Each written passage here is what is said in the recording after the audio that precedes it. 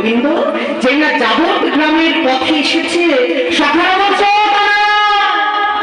তোকে বারবার বলি এই পথ ভালো না, এই পথ ভালো না। সখাগণ গোবিন্দ বলছে কেন? বলি এই পথ ভালো না। বলি পথের আবার কি দোষ? বলি পথের দোষ নয়, ওই যে পথের ধারে ওই যে বাড়িটা দোষ। বাড়িটা কোন বাড়ি? কৃষ্ণবাদিনীর বাড়ি, জটিলা কুটিলার বাড়ি। বলছে কেন বাড়ি আবার কি দোষ? বলি বাড়িরও দোষ না, ওই বাড়িতে একটা বুড়ি থাকে, বুড়ি হাঁটতে পারে না, কোমর বাঁকা করে হাঁটে, কিন্তু যেই না আমরা এই পথ দিয়ে গোঠে যাই আসি বুড়িটা লাঠি দেখায় আমাদের, কোমর বাঁকা করে আমাদের দিকে লাঠি দেখায়, কেমন যেন pan pan pan pan pan pan করে মনে হয় এই বুড়ি আমরা জানি কি রেখে। কানাই বলছে বুড়ো মানুষ তাড়াতাড়ি তো মরবে, তারপরে আমাদের আর কোনো বাধা থাকবে না। বলি বুড়ি মরলে কি হবে ভাই? ওই বুড়ির উত্তর শুরি আছে আর ছুরি ওই বাড়িতে, সে কিন্তু আমাদের ছেড়ে দেবে না। ওই মায়ের লাঠিটা তারপর সে দখল করবে।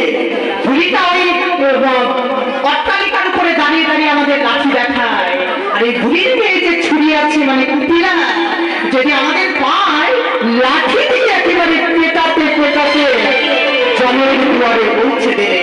তাই বলে কানাই এই পথ দিয়ে আমরা আর কোনোদিন যাবো না, আসবো না। গোবিন্দ বলছে আর বেশিক্ষণ আগাতে হবে না, কার কোনটা ধেনু তোরা বেছে নে, বেছে নিয়ে ঘরে ফিরে যায়। যাবো তো গ্রামের পাশে মাঝে সবই নিজ ধেনু বাছে, বিদায় লইল জনে জনে, যেটার ধেনু বেছে নিয়েছে। সখাদের গোবিন্দ বলছে যা ঘরে যা। সখাগণ যার যার গরুর রশি ধরে দাঁড়িয়ে আছে, অপলকে গোবিন্দ বদন দর্শন করছে। গোবিন্দ বলছে দেরি করছিস কেন? তাড়াতাড়ি ঘরে যা, মায়ের কাছে চলে যা। সখাগণ কাঁদছে, কারণ সারাটা দিন তোর সঙ্গে সঙ্গ করলাম, তোকে কত মারি ধরি, কত তোর কাঁধে চড়ি, কত তোর মুখের খাবার কেড়ে খাই, কিন্তু তোর সঙ্গ ছেড়ে যে যেতে মন চাইছে না কানা। গোবিন্দ বলছে কেন রে? এই তো এখন যাবি, রাতে খেয়ে দিয়ে মায়ের কোলে ঘুমাবি, কাল সকালে আবার আমরা খেলায় যাব। সখাগণ বলছে কানাই একটা কথা কি বলি ভাই শোন, তুই বলছিস সকাল করে আবার আসবো, কিন্তু কে জানে মায়ের কোলে ঘুমাতে ঘুমাতে ওই মায়ার ঘুম যদি আমাদের আবার কোনোদিন না ভাঙে,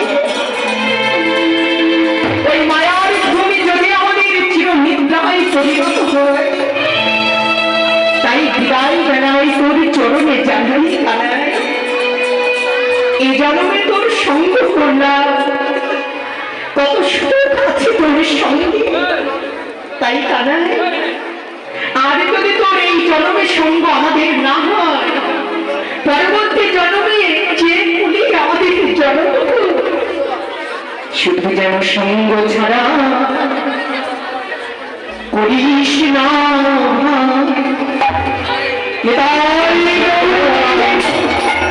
করিস না যেন সঙ্গ ছাড়া করিস না জন্মে সঙ্গ ছাড়া করিস না, দাসী করিলে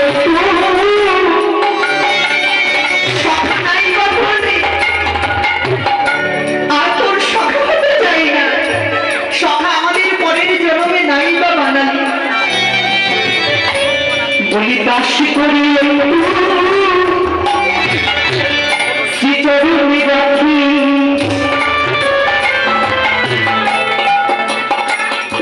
এবারে যেন সঙ্গ পাই দাসী করে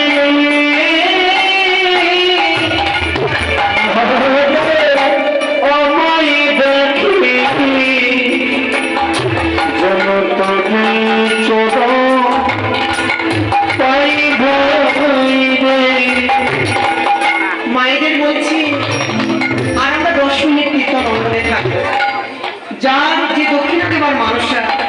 যাবে মা?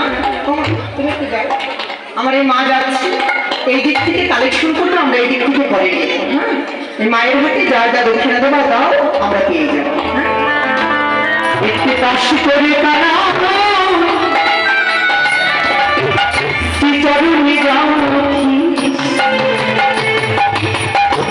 যেন সঙ্গ ছাড়া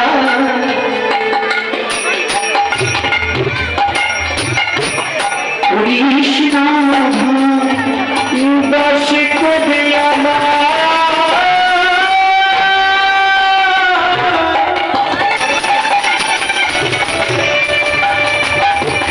একটু পাশে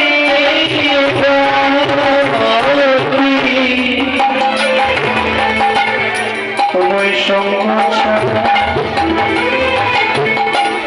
কৃষ্ণ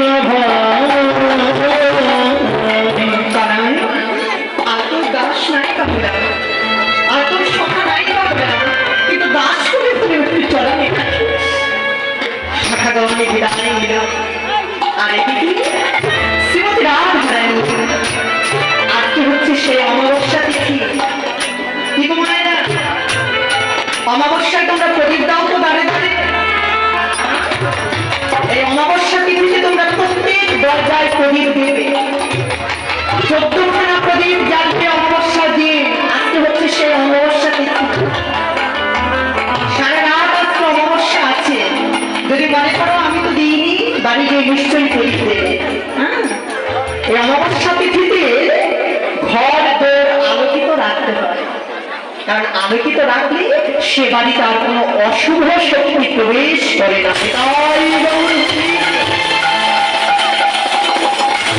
রাধারানী গোবিন্দ বদন দেখবে বলে এবার জটিলাটি বলছি, ও মা, আমি তোমার বাড়ির বউ হয়ে এসেছি, তা একজন সতী সাধ্বী রমণীর উচিত বাড়ির মঙ্গল কি করে হয় সেটা লক্ষ্য রাখা।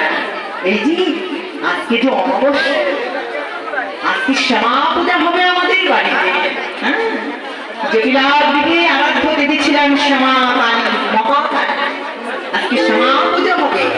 আজকে অমাবস্যার তিথিতে যদি 14খানা প্রদীপ দেওয়া যায় কি হয় জানো মা? অমাবস্যায় দিলে বাকি 14 পুরুষের ভর স্বর্গে বসতি। রাধে রাধে। আজকে আমি ওই ঘোর অমাবস্যায় শ্যামা মায়ের চরণ আরাধনা করব, আর দাঁড়ে দাঁড়ে আমি 14খানা প্রদীপ জ্বালব। এই বলে রাধারানী সুন্দর করে চাউনিকে প্রদীপ জ্বেলেছে, কারণ প্রদীপ দেবার ছলনা করে ঘুমটা দেওয়া হচ্ছে। ছেলে মানুষ আর কি করে দিব, মেয়েরাই দেয় ঘুমটা, মেয়েরাই দেয়। তো আজকে আমি প্রদীপ দেবো, দাঁড়ে দাঁড়িয়ে প্রদীপ জ্বালবো। তাই শ্রীমতী রাধারানী আমার প্রদীপ প্রজ্বলিত করে অট্টালিকার উপর থেকে দাঁড়ে দাঁড়িয়ে প্রদীপ দিতে দিতে দিতে দিতে একেবারে রাজপথে এসে দাঁড়িয়েছে, যেখানে গোবিন্দ থমকে দাঁড়িয়ে আছে। গোবিন্দের ওই বেশভূষাকে দর্শন করে শ্রীমতী রাধারানী বলছে, বধূ, ওহে আমার প্রাণ বধূ, তুমি ওই না বেশি এসো তুমি দাঁড়াইয়ে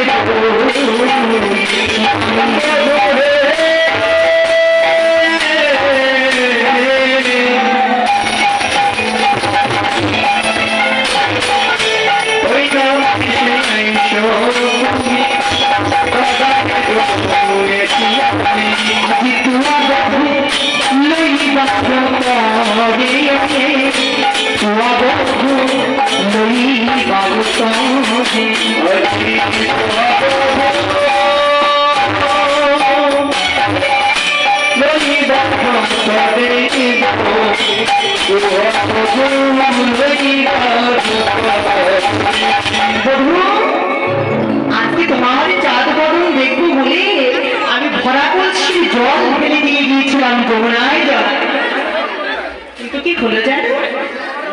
দেরি পরন্ত কালে আমি গিয়েছিলাম, রবি যখন ওই সে পাহাড়ে মুই গেল যমুনার ঘাটে তবে যখন বলি সে পাহাড়ে মুই গেল যমুনার ঘাটে আমি কুয়া লাগি চাই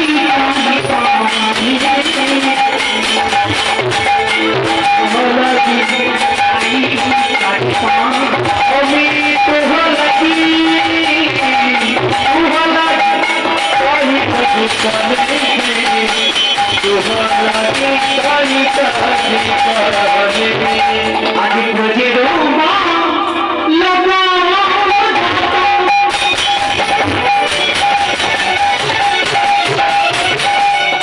সবে চলি